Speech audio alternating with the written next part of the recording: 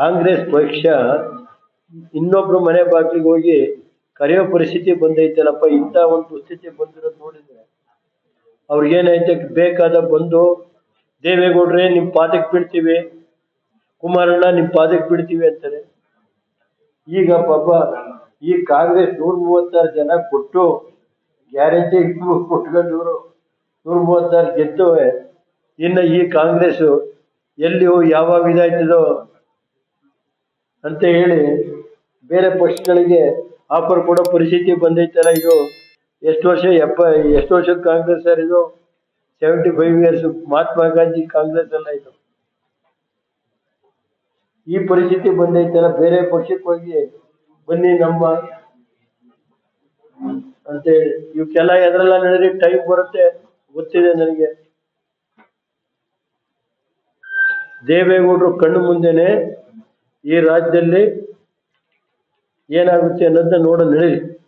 ಇವತ್ತು ಫಸ್ಟ್ ನಾನು ಹೇಳೋದು, ಇನ್ಯಾವುದು ದಯಮಾಡಿ ಪತ್ರಿಕಾ ಸ್ನೇಹಿತರಿಗೆ ಮನವಿ ಮಾಡೋದಿಷ್ಟೇ, ನಾವು ನಮ್ಮ ಕೃಷಿ ಕಾಲೇಜಿನ ಬೆಂಗಳೂರಿನ ಕೃಷಿ ವಿಶ್ವವಿದ್ಯಾನಿಲಯದ ವ್ಯಾಪ್ತಿನಲ್ಲಿ ಇಡೀ ಮಂಡ್ಯದಲ್ಲಿ ಇನ್ನೂ ಒಂದಿಲ್ದವ್ರು 2 ಮಾಡಿ ನಾವು ಬೇಡ ಅನ್ನಲ್ಲ.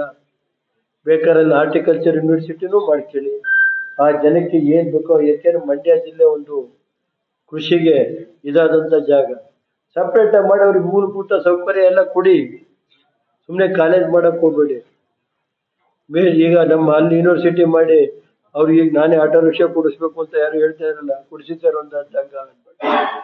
ಅವ್ರಿಗೆಲ್ಲ ಕಾರು ಬಂಗ್ಲೆ ಏನೇನ್ ಬೇಕೋ ಕೊಡಿ. ಅಗ್ರಿಕಲ್ಚರ್ ಮಿನಿಸ್ಟರ್ ಚಲುವರಾಯ ಅವರ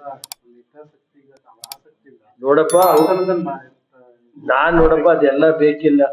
ನಾನು ಅವ್ರಿಗೆ ಮನವಿ ಮಾಡಿದ್ದೀನಿ, ಕೃಷಿ ಸಚಿವರಿಗೂ ಹೇಳಿದ್ದೀನಿ. ಗೌರ್ಮೆಂಟ್ ಆರ್ಡರ್ ಬಂದ ತಕ್ಷಣ ನನ್ನ ಲೆಟರ್ ಬರೆದಿದ್ದೀನಿ 4 ಜನ. ನಮ್ಮ ಬಿಜೆಪಿ ಸುರೇಶ್ಗೂ ಹೇಳ್ತೀನಿ, ಸಕಲೇಶ್ಪುರದವ್ರಿಗೂ ಹೇಳ್ತೀನಿ, ಮಾಡಿ ಅಂತ ನಾವು ಅವರಿಬ್ಬರಿಗೂ ಕೇಳ್ತೀವಿ. ಅವರು ಮಾಡಿದ್ರೆ ಸಂತೋಷ, ನಮ್ಗೆ ಅವನು ಜೊತೆಗೆ ಸೇರಿಸ್ಕೊತೀವಿ.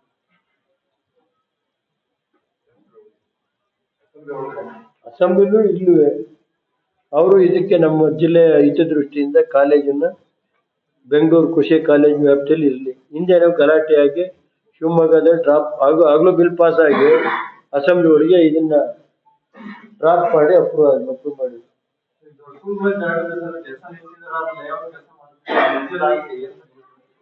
ಸರ್, ಈಗ ನಾನು ಅದ್ರ ಬಗ್ಗೆ ಡೀಟೇಲ್ ಆಗಿ ಹೇಳಿದ್ದೀನಿ. ಈಗ ಜಿಲ್ಲಾ ಪ್ರಧಾನ ಕಾರ್ಯದರ್ಶಿಗಳ ಗಮನಕ್ಕೂ ತಂದಿದ್ದೀನಿ. ನಿನ್ನೆ ಮಧ್ಯಾಹ್ನ ಪ್ರಧಾನ ಕಾರ್ಯದರ್ಶಿಗಳು ಸಿಕ್ಕಿದ್ರು, ಅವ್ರ ಗಮನಕ್ಕೆ ತಂದಿದ್ದೀನಿ.